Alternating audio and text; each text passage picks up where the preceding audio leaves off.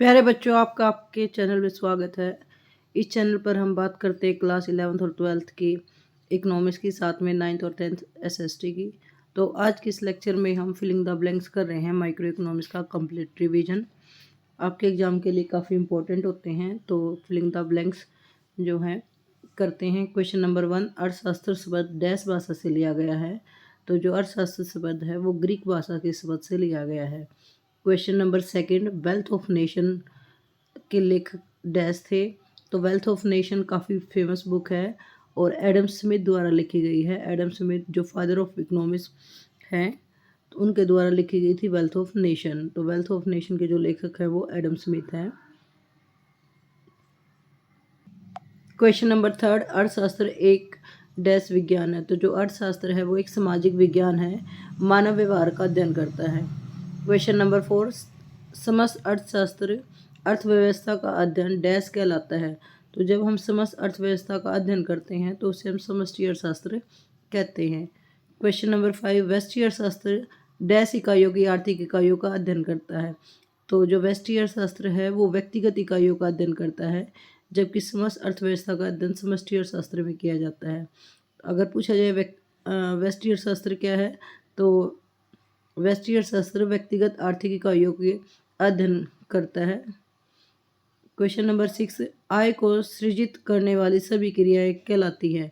तो जो आय को सृजन करती है उन्हें हम आर्थिक क्रिया कहते हैं। क्वेश्चन नंबर 7, डैश अर्थशास्त्र उन आर्थिक मुद्दों के अध्ययन से संबंधित है जिनकी सत्यता की जांच की जा सके है। तो जो वास्तविक विज्ञान होता है वो उन आर्थिक मुद्दों की अध्ययन करता है जिनकी जांच की जा सकती है। तो वास्तविक विज्ञान कहलाएगा जब हम उन आर्थिक मुद्दों का अध्ययन करेंगे जिनकी सत्यता की जांच की जा सकती है, जबकि जो आदर्शात्मक विज्ञान है उसकी सत्यता की जांच हम नहीं कर सकते हैं। क्वेश्चन नंबर 1, स्वतंत्र अर्थव्यवस्था में आर्थिक क्रियाओं पर डैश नियंत्रण होता है। जब अर्थव्यवस्था स्वतंत्र होती है तो आर्थिक क्रिया है वो बाजार शक्तियों द्वारा निर्धारित होती हैं, उस पर किसी का भी कंट्रोल नहीं होता है। बाजार शक्ति यानी कि मांग और पूर्ति द्वारा ही कीमत निर्धारित होती है और जो पावर है वो बाजार शक्तियों द्वारा ही प्रभावित होती है। तो इस तरह हम प्रत्येक चैप्टर के फिलिंग द ब्लैंक्स क्वेश्चंस को करेंगे। अब हम सेकंड चैप्टर के फिलिंग द ब्लैंक्स क्वेश्चंस को करते हैं। क्वेश्चन नंबर 1, चुनाव की समस्या का आधार क्या है। जो प्रॉब्लम ऑफ चॉइस है वो क्यों अराइज होती है, वो होती है क्योंकि हमारे जो साधन हैं वो सीमित है और उनके वैकल्पिक प्रयोग है, जबकि जो हमारी आवश्यकता है वो असीमित है। तो चुनाव की समस्या होती है और उसे ही हम आर्थिक समस्या कहते हैं। तो जो चुनाव की समस्या का आधार है वो आर्थिक समस्या है। साधन क्या है, साधन होते हैं हमारे सीमित होते हैं। अभी हमने करा था जो साधन है वो हमारे सीमित है, जबकि जो हमारी आवश्यकताएं हैं वो असीमित है। तो यहाँ आप लिखोगे जो साधन है वो सीमित होंगे और जो आवश्यकताएं हैं वो असीमित होंगी। असीमित यानी कि कोई भी आवश्यकता है वो पूर्णतः संतुष्ट नहीं होती। एक इच्छा हमारी संतुष्ट होती है तो दूसरी इच्छा है या आवश्यकता है उसका जन्म हो जाता है। मनुष्य की जो आवश्यकताएं हैं वो असीमित है, कभी ना ख़त्म होने वाली है, जबकि जो हमारे साधन हैं वो आवश्यकता के कंपैरिजन में कम है। तो साधनों की जो डिमांड है वो हमेशा उनकी सप्लाई से ज़्यादा होती है, तो इसलिए जो साधन है उनको सीमित मानते हैं। आगे है साधनों का अर्थ मानवीय आवश्यकता को डैश करना है। तो जो साधन है, साधनों का अर्थ होता है कोई भी ऐसी वस्तु जो हमारी आवश्यकता को पूरा करती हो, तो उसे हम साधन बोलते हैं। तो साधनों का अर्थ है मानवीय आवश्यकताओं को संतुष्ट करना। तो किसी भी अगर पानी से हमारी आवश्यकता संतुष्ट हो रही तो पानी हमारा साधन है। तो इसी तरह कोई भी वस्तु जो हमारी आवश्यकता को पूरा कर रही है, संतुष्ट कर रही है, तो वो साधन कहलाता है। क्वेश्चन नंबर 4, कैसे उत्पादन करना है कि समस्या का संबंध डैश से है।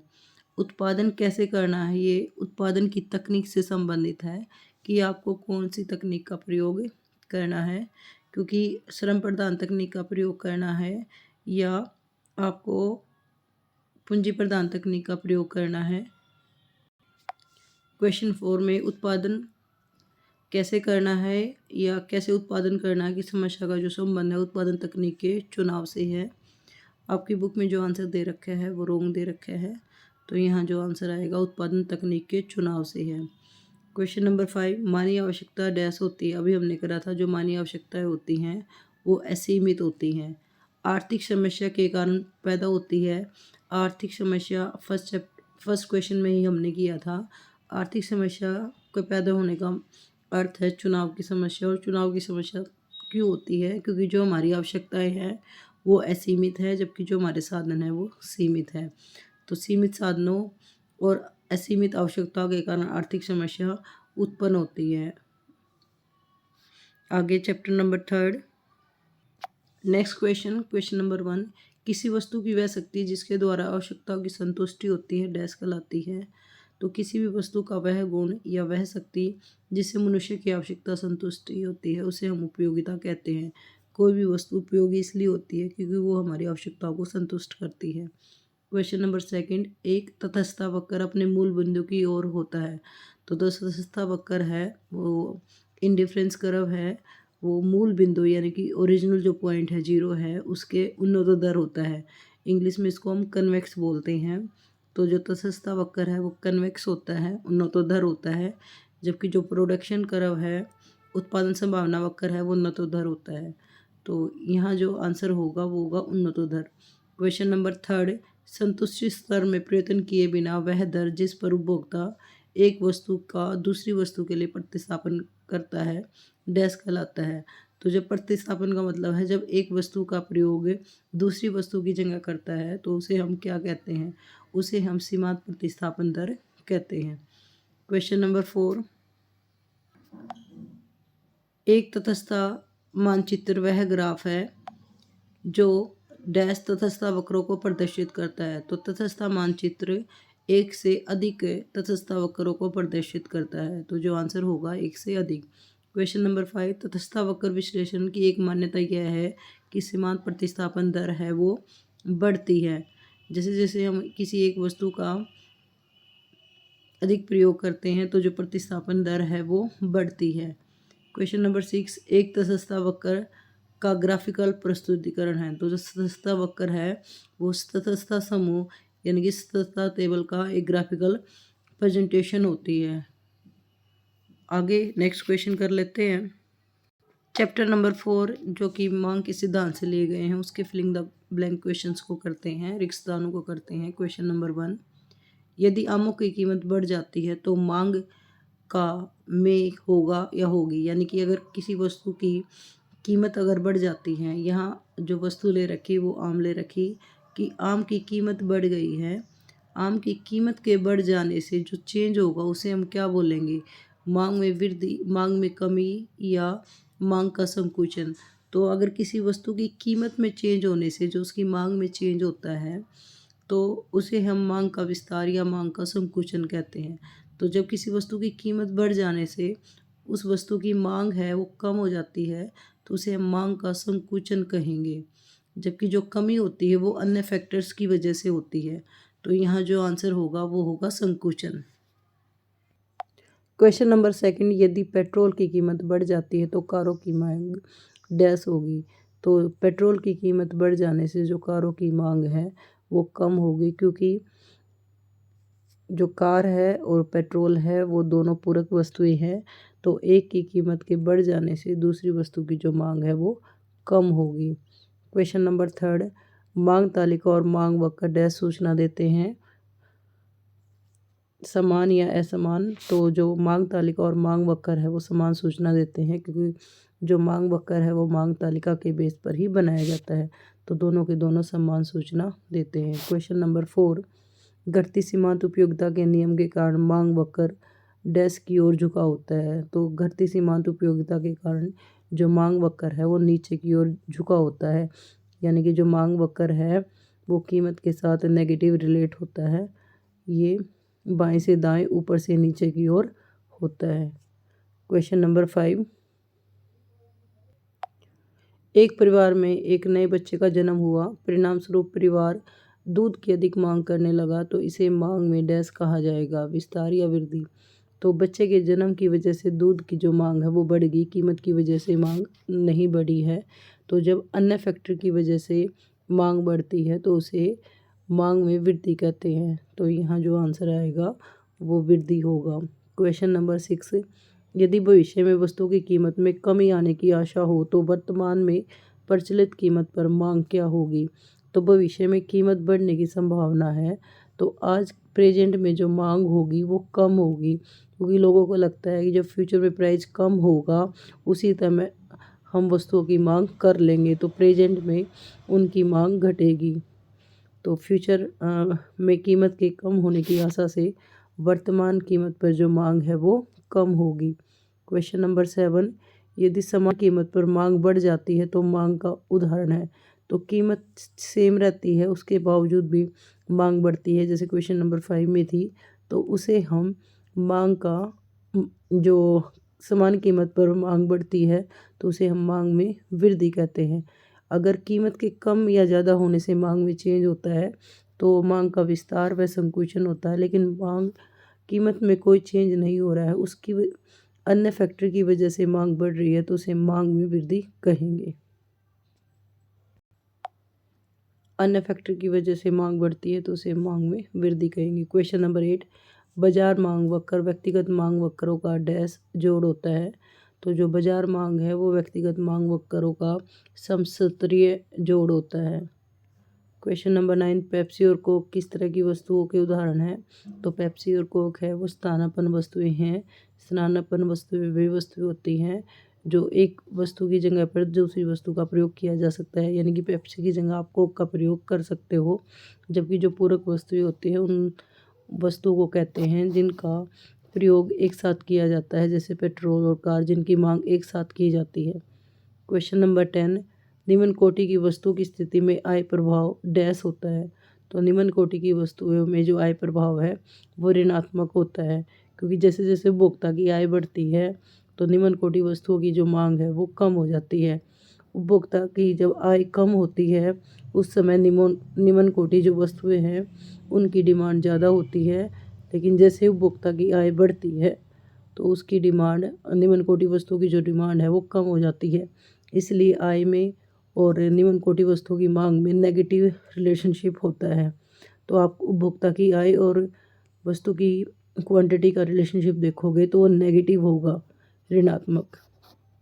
नेक्स्ट चैप्टर के क्वेश्चन आंसर करते हैं। अब मांग की लॉस के regarding filling the blanks questions को करते हैं।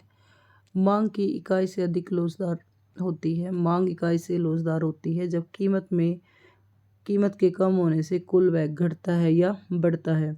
तो सबसे पहले कुल व्यय विधि देख लेते हैं। कुल व्यय विधि हमें दिखाता है किसी वस्तु की कीमत के बढ़ने से जो टोटल एक्सपेंडिचर है उसमें क्या चेंज होता है। तो इसकी 3 सिचुएशन होती हैं, इकाई के बराबर, इकाई से कम और इकाई से अधिक। इकाई के बराबर तब होती है जब किसी वस्तु के प्राइस के बढ़ने से या कम होने से उसके टोटल एक्सपेंडिचर में कोई भी इफ़ेक्ट नहीं पड़ता है। इकाई से अधिक तब होता है जो कीमत के बढ़ जाने से कुल व्यय घट जाता है और कीमत के कम होने से कुल व्यय बढ़ जाता है, यानी कि इन्वर्स रिलेशनशिप होता है। इसके अपोजिट जो इलास्टिसिटी है वो लेस देन 1 तब होती है जब अगर कीमत घटती है तो कुल व्यय यानी कि टोटल एक्सपेंडिचर है वो भी घटता है। अगर कीमत बढ़ती है तो टोटल एक्सपेंडिचर है वो भी बढ़ता है, तो इकाई से कम होता है। इन्होंने पूछ रखा है इकाई से अधिक लोचदार। तो इकाई से अधिक लोचदार में उल्टा संबंध होता है, कीमत कम होती है तो जो टोटल एक्सपेंडिचर है वो बढ़ता है। तो इसलिए यहाँ जो आंसर होगा वो होगा बढ़ता है। क्वेश्चन नंबर 2, विभिन्न उपयोगों वाली वस्तुओं की मांग विभिन्न उपयोगों वाली वस्तुओं की मांग डैश होती है। तो कोई भी ऐसी वस्तु जिनका अलग अलग तरह से प्रयोग किया जा सकता है उनकी मांग लोचदार होती है, क्योंकि जैसे ही कीमत में चेंज होता है तो जो वस्तु का प्रयोग उस उपयोग के लिए करना शुरू हो जाता है जो ज़्यादा इम्पोर्टेंट है। जैसे दूध है, दूध का प्रयोग आप विभिन्न तरीके से कर सकते हो। जैसे दूध की कीमत बढ़ेगी तो दूध का प्रयोग चाय बनाने के यानी उसकी जो डिमांड है, दूध की जो डिमांड है वो हम कम कर देते हैं। लेकिन जैसे ही दूध सस्ता होता है तो दूध से विभिन्न प्रकार की मिठाइयाँ या बनाने में हम उसका प्रयोग करते हैं। तो जब किसी वस्तु के बहुत सारे प्रयोग होते हैं तो उनकी जो मांग होती है वो लोचदार होती है। क्वेश्चन नंबर 3, जब वस्तु की मांग में कीमत में परिवर्तन होने पर कोई परिवर्तन नहीं होता तो मांग कहलाती है।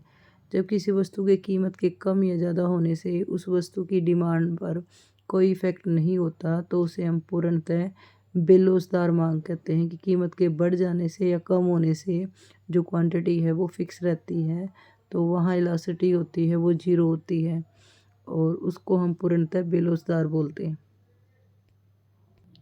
क्वेश्चन नंबर 4, मांग की लोच डैश होती है यदि कीमत में परिवर्तन होने से कुल व्यय में कोई परिवर्तन नहीं होता। अभी हमने करा था कि अगर कीमत के बढ़ने या घटने से जो टोटल एक्सपेंडिचर है वो चेंज नहीं होता है, समान रहता है, नो चेंज होता है टोटल एक्सपेंडिचर में, कुल व्यय में, तो वो मांग की इकाई लोचदार होती है।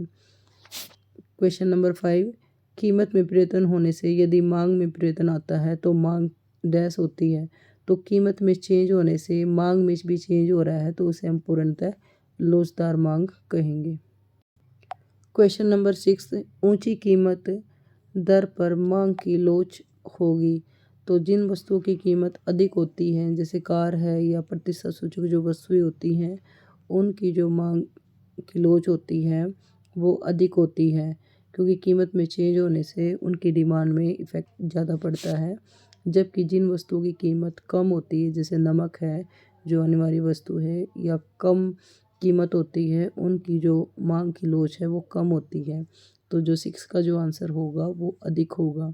क्वेश्चन नंबर 7, अनिवार्य वस्तुओं की मांग डैश होती है। अभी हमने करा जो अनिवार्य वस्तु होती है उनकी मांग बेलोचदार होती है क्योंकि उनके बगैर जीवन संभव नहीं है, तो उनमें चेंज हम आसानी से नहीं कर सकते हैं। आप सिंपली देख सकते हो लोचदार का मतलब जिसमें चेंज करना पॉसिबल है और बेलोचदार का मतलब जिसमें चेंज आसानी से नहीं होता, यानी कि चेंज करना मुश्किल होता है।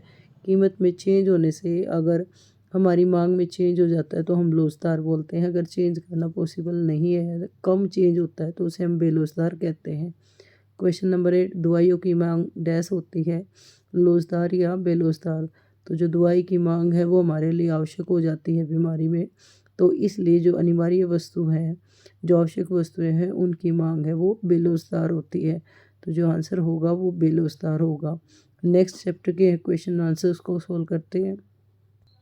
नेक्स्ट जो क्वेश्चन है वो प्रोडक्शन फंक्शन से है। क्वेश्चन नंबर 1, उत्पादन फलन भौतिक आगतों और भौतिक उत्पादन के बीच में डैश संबंध को दिखाता है, तो वो तकनीकी संबंध को दर्शाता है। क्वेश्चन नंबर 2, दीर्घकाल समय की वह अवधि है जब उत्पादन के सभी साधन डैश होते हैं, तो दीर्घकाल में सभी साधन परिवर्तनशील होते हैं। क्वेश्चन नंबर 3, समान या स्थिर अनुपात प्रकार के उत्पादन फलन में उत्पादन के स्तर में परिवर्तन होने के साथ साथ उत्पादन के अनुपात में भी चेंज होता है, तो यहाँ आएगा परिवर्तन। क्वेश्चन नंबर 4 कई बार रिपीट होता है, कुल उत्पाद अधिकतम होता है तो सीमांत उत्पाद होता है। तो जब टोटल प्रोडक्शन मैक्सिमम होता है तो मार्जिनल प्रोडक्ट वहाँ 0 होता है, यानी कि 0। क्वेश्चन नंबर 5, औसत उत्पाद साधन की प्रति इकाई उत्पादन है। तो जो औसत उत्पादन है वो परिवर्तनशील साधन की प्रति इकाई उत्पादन को दर्शाता है। एवरेज प्रोडक्शन है वो टोटल प्रोडक्शन डिवाइड में L होता है, यानी कि लेबर हमारा परिवर्तनशील साधन होता है। क्वेश्चन नंबर 6, जब सीमांत उत्पादन बढ़ता है तो कुल उत्पादन किस दर से बढ़ता है। तो जो कुल उत्पादन है वो बढ़ती दर से बढ़ता है, और अगर सीमांत उत्पादन घटता है तो कुल उत्पादन भी घटता है। तो इस तरह कुल उत्पादन यानी कि टोटल प्रोडक्शन और मार्जिनल प्रोडक्ट में संबंध होता है। अगर टोटल प्रोडक्शन अधिकतम है यानी कि मैक्सिमम है तो हमारा जो मार्जिनल प्रोडक्ट है वो 0 होता है। अगर टोटल प्रोडक्शन बढ़ रहा होता है तो जो मार्जिनल प्रोडक्ट है वो भी बढ़ता है, यानी कि पॉजिटिव होता है। जब टोटल प्रोडक्शन घटती दर से बढ़ता है तो उस समय जो मार्जिनल प्रोडक्ट है वो ऋणात्मक होता है। अगर हम डायग्राम से देखें, कई बार एग्जाम में आ भी जाता है टोटल प्रोडक्शन और मार्जिनल प्रोडक्ट और एपी में संबंध, तो आज हम देख रहे हैं टोटल प्रोडक्शन और एमपी में संबंध। तो प्रोडक्शन जैसे जैसे बढ़ता है एक मैक्सिमम सिचुएशन पे आता है, उसके बाद वो घटना शुरू हो जाता है। जब ये मैक्सिमम सिचुएशन पे होता है तो जो हमारा MP होता है वो उस समय 0 होता है मैक्सिमम सिचुएशन पर। और जैसे ही ये घटना शुरू होता है तो जो हमारा MP है वो ऋणात्मक हो जाता है। तो इससे पहले जो MP है वो पॉजिटिव होता है और बढ़ता है, लेकिन जैसे ही जो टोटल प्रोडक्शन है वो मैक्सिमम सिचुएशन पे होता है तो उस समय जो हमारा MP है वो 0 होता है, और जब टोटल प्रोडक्शन घटती दर से बढ़ता है उस समय MP है वो नेगेटिव होता है। नेक्स्ट क्वेश्चन उत्पादन के नियम से लिए गए हैं। पैमाने के प्रतिफल और कारक के प्रतिफल। तो पैमाने का प्रतिफल कब होता है? पैमाने का प्रतिफल दीर्घकाल की अवधारणा है जिसमें जो सभी साधन हैं वो परिवर्तनशील होते हैं। घटते बढ़ते अनुपात का नियम डैश में लागू होता है। घटते बढ़ते अनुपात का नियम अल्पकाल में लागू होता है।